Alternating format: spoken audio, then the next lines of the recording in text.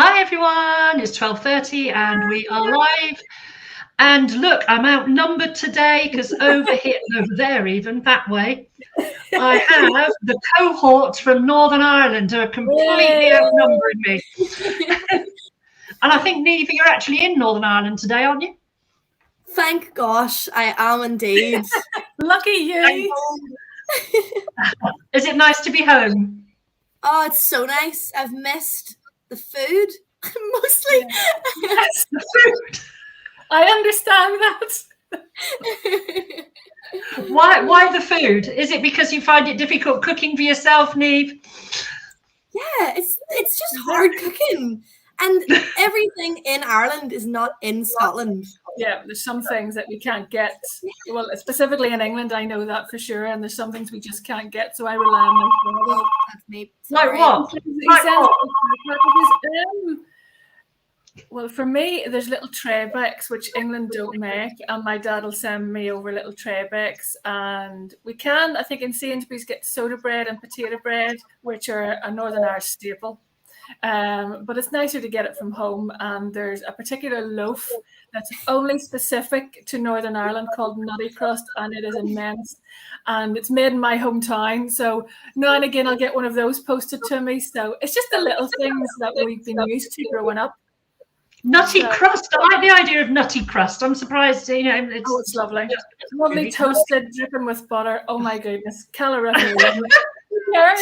Who's counting? So, Neve, you've come back now from university? Back for how long are you back for? Until January the 11th. That's a little while. Yeah, got a few assignments this week and next week, and then Party Central. Oh, heck. Oh, well done. I voted on it all. You've been missing in action. So beware, everybody, when you get Neve on the phone. We're not quite sure what she's going to be like. It might be even more perkier than normal. Okay, what I want to talk about today is very quickly. Sue Quinton, lovely Sue, asked a question of me earlier in the week, and it was about managing boundaries. And particularly managing boundaries around Messenger and inquiries coming at all times of the day. We all get this, that we're very much in a 24-hour society. And I think we assume as well that people want a reply straight away. And that might not always be the case. That might not be the case. They might be actually asking a question because they're thinking about it at the time, but they might not expect you to be replying to them at 9 o'clock on a Sunday evening. So it's also managing your own discipline here. And I am pretty useless at it, I'm going to be honest. But this is one way that you could do this. It's called chatbots, good old chatbots. Oh, I've seen Hi, Sue. Sue's on here now. Hi, Sue. Hi, Sue. So if you look at things like, one I would tend to use is something called ManyChat. And you can set up very nicely a little bit of a flow of a conversation for somebody that they come onto Messenger, ask a question, and the chatbot will ask another question. And it's one that you form. So your chatbot is managing this customer. But what you actually want them to do is to go and book online. So within that somewhere have a booking link, maybe 2 or 3 times actually in the conversation, that will then send them to a booking online. So what you want to do is make sure you're not giving your expertise away as well, because that's what a lot of people want. They want free expertise.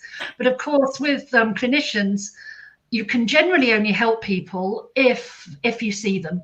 So the aim is to get them to book. Yeah. But so that then they can come straight on and you have nothing to do with that conversation at all. It can just happen in the background. So it is a little more complicated than I'm talking about. So what I'll do is I'll talk about it with you on another time on the phone or something, or on Zoom, because it does need a little bit of thinking about, a little bit of thought how it's set up. Otherwise it becomes too stilted and doesn't work. So if you can get the sequence right on that and a nice little conversation going, then you won't have to be dealing with all these messenger inquiries, because Mr. Chat or Mr. Bot, or as a lovely friend of mine called Johnny Cooper calls him, Barry the Bot, will be answering it for you. So I hope that answers your question a bit. It doesn't answer your WhatsApp one. WhatsApp's a different animal. And, I'm just going to say discipline, because I don't use WhatsApp much. I won't generally answer people out of hours unless I know them quite well. Then I will. And that's my choice. It's about getting some discipline and knowing your boundaries. But I said, ManyChat or chat bots, other chat bots are available, but I know ManyChat. Would possibly sort out this situation for you. Hope that helps, Sue, and I'll speak to you about it another time anyway. We can go through it. So that's my tip of the day. Actually, is about boundaries was my tip of the day, but ManyChat is a way to manage those boundaries so that people will then be getting the 24-hour service that perhaps they do want. Another way, of course, is live chat on your website. Most of them are free at an entry level. But there's different stages of anything, different things. You get better tools, and you can manage those so that they're only live at certain times. So if somebody's messaging you, say at 10 o'clock at night, they will know that you're not there, because you can set it up again a bit like a chatbot as well. It can ask some automated questions for you. Or if you really want a person doing that, there are some great companies. One is called, off the top of my head, Yomdel. And they will do it 24 hours for you and manage that live chat for you all hours of the day. And they're very clever people as well. But on an entry level, chatbots are probably going to be enough and work for you. That's enough of me spouting off, I think. See, I'm not as stupid as I look sometimes. Not at all. Not at all. So, Estelle and Neve, I've said my bit. What are our plans for Christmas and next week? What are we going to do? Oh, we are super busy at the moment, as we love, and we manage really quite well. So this week we're on fire to into Christmas week, and we're working all of next week, our usual hours, 8 till 7 until Christmas Eve, because we are allowed a little bit of a break, aren't we? So we're on Christmas Eve till 1 p.m. And then it's off with the headsets and on with the Christmas hats and clinking of the whatever glass you may be holding. And then we are back on the Wednesday. I think there's a bank holiday just before that for Boxing Day.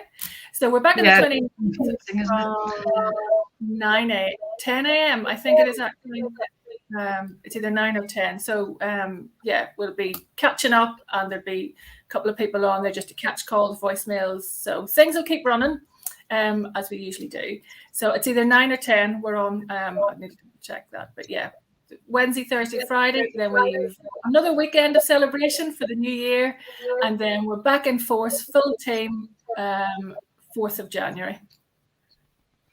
Raring to go on the 4th of January. Maybe looking a little pale. New year, new start, all of that. Push off. All of that. Yes. Well, we'll be back, Estelle. Whether Neve will be, she'll be in bed dying with a hangover somewhere. Who knows? We've all been there, Neve. We've all been there. Really like Wendy. Yeah, I was 19 once, so way back somewhere, and yes, and I was a little bit of a wild child, and in fact, not a little bit of a wild child, because I was 6 foot tall when I was 15, so I could get in anywhere, and because I looked 25. Yes, my poor mum and dad. My poor mum and dad actually called the police out one night looking for me in Norwich. Oh my word, you're passing on too much information and giving Neve ideas to maybe go and watch her so she could get into places.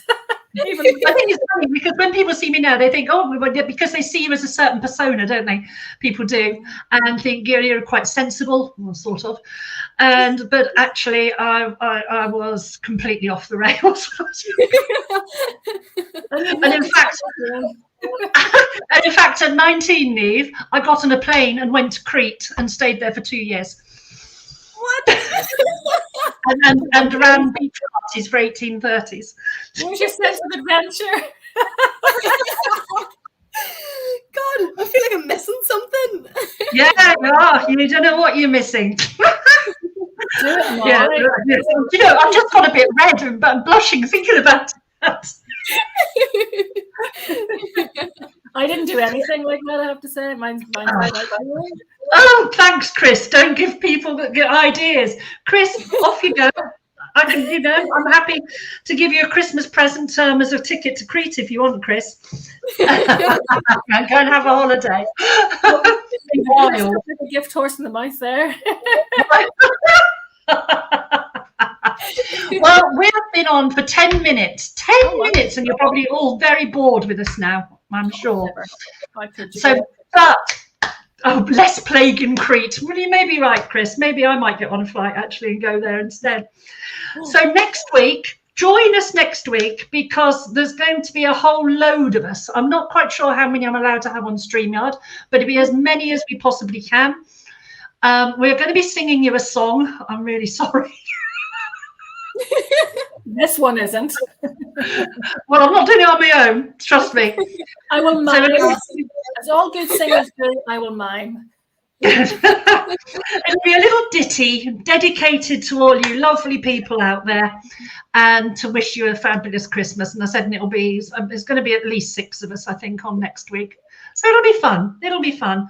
So until then, and I'm off now. Well, I'm off. I'm supposed to be off. It's a bit of a figment of imagination here, but I am going to be off. Yay! First time in 2 years. Well done. And I've got strict instructions from a couple of people. They don't want to see me at all. So that told me. So, but I will see everybody next Wednesday for our fabulous StreamYard. And everybody have a fabulous week. And we love you lots and lots. And see you soon. Bye. Bye, everyone. Bye, everyone.